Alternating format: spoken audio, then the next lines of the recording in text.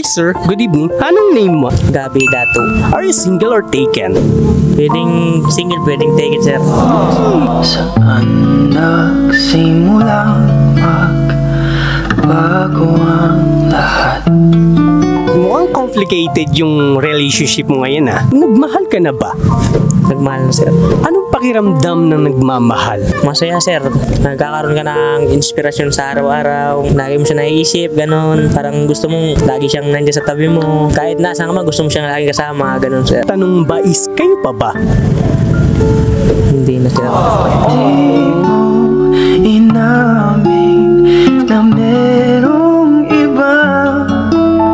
Ako ang kayakap. Bakit kayo naghiwalay? Anong reason? Third party.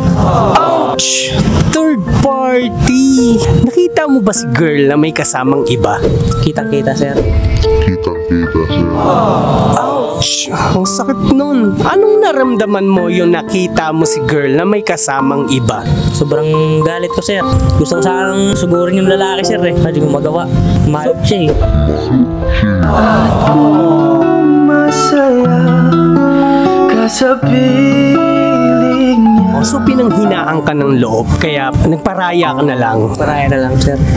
Ang bait mo naman. Yun, minahal mo siya. Sobra. Ouch! Tapos, nagkaroon ng third party. Third party. Actual pa nakita mo kasama niya. Yes, sir. Ibig sabihin nun, kayo, pero mayroon siyang iba. Ganun nga po. Ouch! Ang sakit naman nun. Sa ngayon, dahil broken ka, ano mas pipiliin mo? Yung taong mahal mo o yung taong mahal ka? Yung taong mahal na lang ako, sir. So gusto mong maranasan naman yung ikaw yung mahal, hindi yung ikaw yung nagmamahal dahil nga nasasaktan ka. Depende rin, sir. Gusto ko rin yung magmahal ko, mas mahal din ako. Parang give and take lang, sir. Pero sa ngayon gusto mo yung taong mahal ka. Yes, sir. Sana dumating yun. Anong natutunan mo sa mga heartbreaks mo? Gusto kong sabihin na hindi madali yung mga pagtitiwala, buong puso na pagmamahal sa kanya. Kaya magtitira ka din ng para sa sarili mo. Nice one.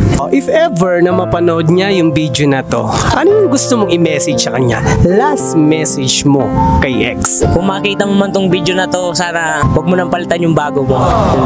Ouch! Bakit ganun? Nagparaya ka sa salita mo. Parang ibinibigay mo na talaga siya para sa kanya. Wala ka bang any message dyan na para balikan ka niya? Parang ganun. Wala na, sir. Sabi ko sa sarili ko, pag mahal mo ko, mahal kita. Pag di mo na ako mahal, di na rin kita mahal.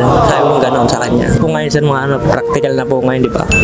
Nice one. Sa mga tulad mo, sir, ano yung may papayo mo sa mga tulad mo na nagpaparaya? Na kahit mahal mo yung isang tao, magpapalaya ka para sa ikabubuti niya.